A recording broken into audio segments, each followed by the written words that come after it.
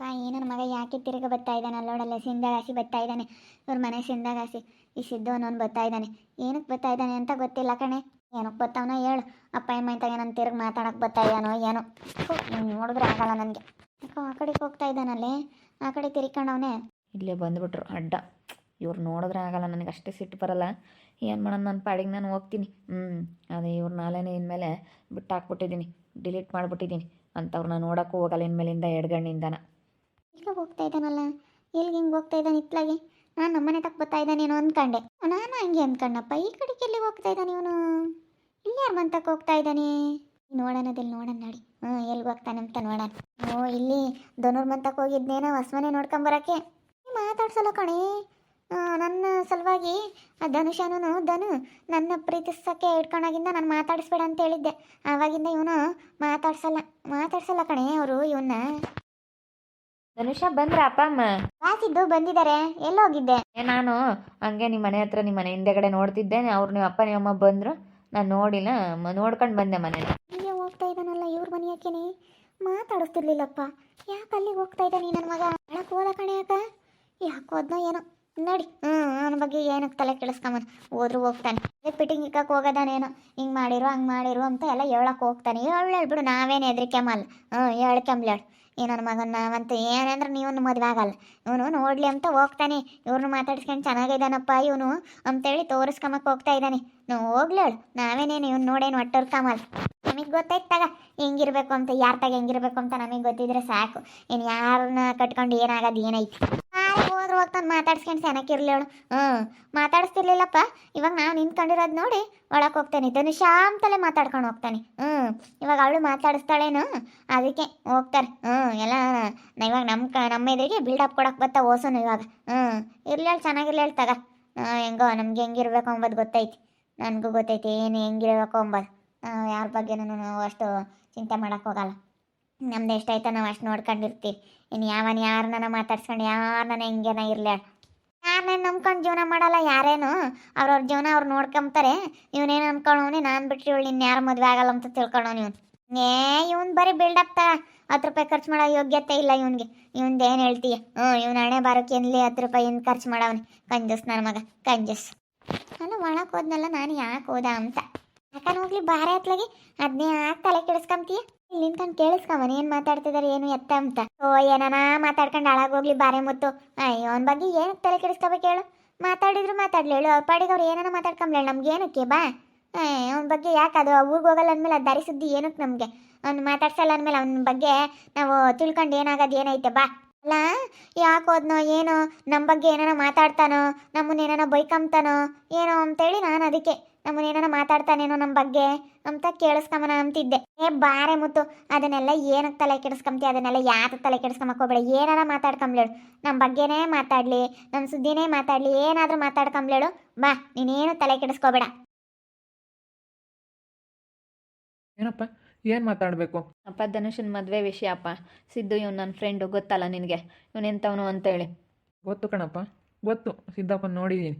ಅದಕ್ಕೇ ಅವನ್ನ ಇವಾಗ ನಮ್ಮ ಧನುಷ ಮದುವೆ ಆಗಬೇಕು ಅಂತ ಡಿಸೈಡ್ ಮಾಡಿದಾಳೆ. ತುಂಬ ಒಳ್ಳೆಯವನು, ಇವರಪ್ಪ ಇವರಮ್ಮ ತುಂಬ ಒಳ್ಳೆಯವ್ರು ಕಣಪ್ಪ. ನಾನು ಇವ್ರ ಮನೆಗೆಲ್ಲ ಹೋಗಿದ್ದೀನಿ, ಒಳ್ಳೆಯವರು. ಅದಕ್ಕೇ ಇವನಿಗೆ ಕೊಟ್ಟು ನಮ್ಮ ಧನುಷನ ಮದುವೆ ಮಾಡೋಣ ಅಂತ ಇದ್ದೀನಿ ಕಣಪ್ಪ. ಸ್ವಾತಿ ಮುನ್ನೇನ ಮದುವೆ ಆಗ್ತೀನಿ ಅಂತ ಹೇಳ್ತಿದ್ದೆ ಹುಡುಗ. ಇಲ್ಲ ಕಣ್ತಾತ, ಆಗಲ್ಲ. ಅವಳು ಆಗಲ್ಲ ಅಂತಾಳೆ. ಇನ್ನೊಂದು ಹುಡುಗನ ಇಷ್ಟಪಟ್ಟವಳೆ, ಅದಕ್ಕೆ ತುಂಬ ಮೋಸ ಮಾಡಿಬಿಟ್ಲು ಅವಳು. ತುಂಬ ಒಳ್ಳೆ ಹುಡುಗ ಕಣ್ತಾತ.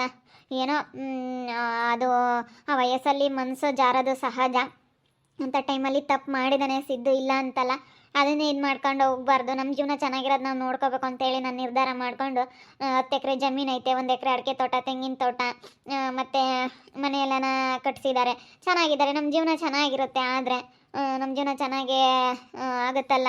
ನಾವು ನಮ್ಮ ಲೈಫ್ ಚೆನ್ನಾಗಿರೋದು ನೋಡ್ಕೋಬೇಕು. ಅಂದ ಚಂದ ಆಗಲಿ ಯಾವತ್ತೂ ಏನು ಮಾಡಬಾರ್ದು. ಅದಕ್ಕೇ ಇದು ತುಂಬ ಒಳ್ಳೆ ಹುಡುಗ ಕಣ್ತಾತ.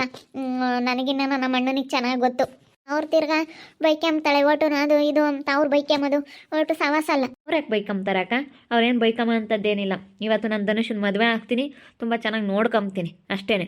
ಈಗ ಯಾರು ಏನು ಹೇಳಲಿ, ನಾನು ಮಹಾರಾಣಿ ಥರ ನೋಡ್ಕೊಂತೀನಿ. ಇವತ್ತಿನ ಮನೇಲಿ ನಿಮಗೆ ಮಾತು ಕೊಡ್ತಾ ಇದ್ದೀನಿ, ಧನುಷನ ಕಣ್ಣಲ್ಲಿ ಒಂದು ದನಿ ನೀರು ಬರ್ದಂಗೆ ನಾನು ಇರೋವರೆಗೂ ನನ್ನ ಜೀವ ಇರೋವರೆಗೂ ಧನುಷನ ಮಹಾರಾಣಿ ಥರ ನೋಡ್ಕೊತೀನಿ. ನಾನು ಧನುಷನ ಮಧ್ಯೆ ಯಾವತ್ತೂ ನನ್ನ ಧನುಷನ ಮದುವೆ ಯಾವತ್ತೂ ಜಗಳ ಅನ್ನೋದು ಆಗಬಾರ್ದು. ಅಷ್ಟು ಚೆನ್ನಾಗಿ ನಾನು ಧನುಷನ್ ನೋಡಿಕೊಂಡು ಇಬ್ಬರು ಚೆನ್ನಾಗಿ ಇತ್ಕೊಂಡು ಹೋಗ್ತೀವಿ. ಅಲ್ಲ ಗೊತ್ತು ಕಣಪ್ಪ ನೀನು ಎಂಥ ಒಳ್ಳೆ ಹುಡುಗ ಅಂತ ನಮ್ಮ ದನಪ್ಪಗೆ ಗೊತ್ತಲ್ಲ, ಅಷ್ಟು ಸಾಕು. ಗಳಪ್ಪ ನಿನಗೆ ಬಿಟ್ಬಿಟ್ಟಿದ್ದೀವಿ. ದನಪ್ಪ ನಿನ್ನ ತಂಗಿದ ಯಾರಿಗಾನ ಕೊಟ್ಟು ಮದುವೆ ಮಾಡು, ನೀವು ಇವನ್ಗಾನ ಕೊಟ್ಟು ಮಾಡುವ ಬೇರೆ ಯಾರಿಗಾನ ಕೊಡು, ಒಟ್ಟಿನಲ್ಲಿ ಅವಳ ಜೀವನ ಚೆನ್ನಾಗಿರ್ಬೇಕು ಅಷ್ಟೇ. ನಿನಗೆ ಅಣ್ಣಗೆ ನಿನಗೆ ಜವಾಬ್ದಾರಿ ಕೊಟ್ಬಿಟ್ಟಿದ್ದೀವಿ. ಇಲ್ಲ ಮಾಮ, ಚೆನ್ನಾಗಿರ್ತಾರೆ ಬಿಡ್ರಿ. ನಮ್ಮ ಅಣ್ಣನು ತುಂಬ ಒಳ್ಳೆಯದು, ಚೆನ್ನಾಗಿ ಇತ್ಕೊಂಡು ಹೋಗುತ್ತೆ, ಎಲ್ಲ ಚೆನ್ನಾಗಿ ಮಾತಾಡ್ಸುತ್ತೆ, ಎಲ್ಲರಿಗೂ ಅಡ್ಜಸ್ಟ್ ಆಗುತ್ತೆ, ಚೆನ್ನಾಗಿರ್ತಾರೆ ಬಿಡ್ರಿ. ನಾನು ನೋಡು ಅಲ್ಲೇ ಹೆಂಗೆ ಮಾಡಿದ್ದ ಅಂತ ಮದುವೆ ಆತಿ ಪಿಳ್ಳೆ ಅಂತೇಳಿ ಆಡ್ಕೊಂಬ್ತಾರೆ ಕಣಮ್ಮ. ನೀವು ಆಡ್ಕೊಂಬರ್ ಎಷ್ಟು ದಿನ ಆಡ್ಕೊಂಬ್ತಾರೆ ಅಜ್ಜಿ? ಹಾಂ, ಆಡ್ಕೊಂಬರ್ ಎಷ್ಟು ದಿನ ಆಡ್ಕೊಂಬ್ತಾರೆ? ಆಡ್ಕೊಂಬ್ಲಿ ಬಿಡು. ಅವಾಗ ಏನೋ ಅವನಿಗೆ ಗೊತ್ತಿಲ್ದಲೆ ತಪ್ಪು ಮಾಡ್ದೆ, ಆ ತಪ್ಪು ನಾನು ಮಾಡಿಲ್ಲ ಅಂತಲೂ ಈಗ ಹೇಳ್ತಾ ಇದ್ದಾನೆ. ನಾನು ಮಾಡಿಲ್ಲ, ಇನ್ಯಾರು ಮಾಡಿದ್ರು ಏನೋ ತಪ್ಪ ಅಂತೇಳಿ ಅದನ್ನು ಹೇಳ್ತಾ ಇದ್ದಾನೆ. ಆದರೆ ಅವಳು ಒಳ್ಳೆಯವಳಲ್ಲ, ಅವಳಿಂದ ಪಾಪ ಇವನ ಜೀವನ ಹಾಳಾಗಬಾರ್ದು.